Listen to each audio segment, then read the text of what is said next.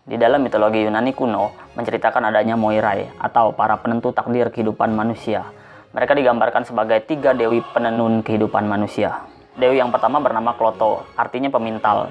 Dia bertugas memintal benang kehidupan manusia. Jika dibandingkan dengan kedua saudarinya, ia berusia lebih muda. Ia menentukan kapan seorang manusia itu lahir ke dalam dunia. Yang kedua bernama Lakesis, atau berarti pembagi. Dia bertugas mengukur benang kehidupan tiap-tiap manusia dengan tongkat pengukur yang ia miliki. Dia adalah dewi yang menentukan umur manusia dan menentukan panjangnya umur seseorang. Setelah mengukurnya, ia memilihkan takdir atau nasib bagi kehidupan orang tersebut. Yang ketiga bernama Atropos, yang berarti tidak berubah, tak terbelokkan, tak terelakkan. Ia bertugas menentukan kematian seorang manusia. Dia mengatur bagaimana seseorang itu akan mati. Ketika waktunya tiba, dia akan menggunting benang kehidupan manusia itu dengan gunting kebencian miliknya. Tentu saja hal ini adalah sesuatu yang fatalis dan tidak alkitabiah, karena eksistensi kehidupan manusia ditentukan oleh penentu takdir atau nasib yang begitu kaku, yang dingin, yang tidak berperasaan, bahkan tidak memiliki rasa belas kasihan terhadap manusia yang ia ciptakan. Di dalam kekristenan, Allah adalah Allah yang berdaulat, Allah yang menciptakan segala sesuatu, dan segala sesuatu yang Allah ciptakan berada di dalam ketetapan kehendak Allah. Dalam kedaulatannya, Allah memelihara kita dengan penuh cinta kasih, dengan penuh belas kasihan. Allah tidak membiarkan kita dengan sendirinya berjalan. Allah tidak membiarkan bahwa alam semesta ini berjalan tanpa topangannya, seperti yang dipahami oleh kaum deisme. Orang deisme menggambarkan sosok Allah itu seolah-olah seorang yang merancangkan sebuah jam. Lalu setelah dia menciptakan jam itu, dia menarik pernya, lalu membiarkan jam itu bekerja dengan sendirinya. Sebenarnya orang deis pun percaya bahwa Allah itu ada. Tetapi mereka melihat bahwa Allah itu tidak ikut campur di dalam tatanan ciptaannya.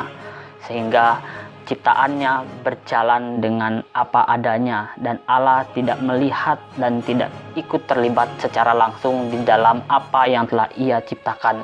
Berbeda dengan apa yang kekristenan percayai. Kita percaya bahwa setelah Allah mencipta, ia terus menopang kehidupan manusia. Dia terus melihat dan terlibat di dalam tatanan ciptaannya, dan segala sesuatu berjalan sesuai dengan kehendak Allah.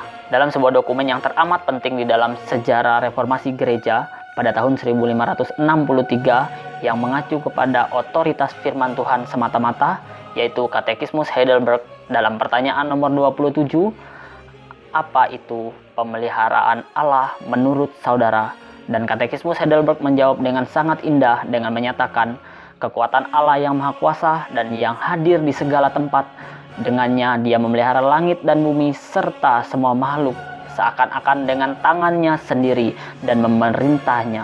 Sehingga daun dan rumput, hujan dan kemarau, masa kelimpahan dan kekurangan, makanan dan minuman, sehat dan sakit, kekayaan dan kemiskinan, dan segala hal tidak menimpa kita secara kebetulan, tetapi datang dari tangan Bapa saja.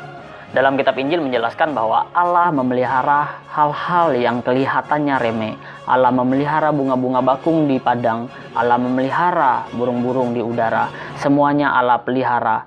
Apalagi kita sebagai manusia ciptaannya, Allah memelihara kita dalam situasi baik sukacita, baik duka cita yang mungkin tidak kita mengerti, kesulitan-kesulitan hidup yang kita hadapi di dalam dunia.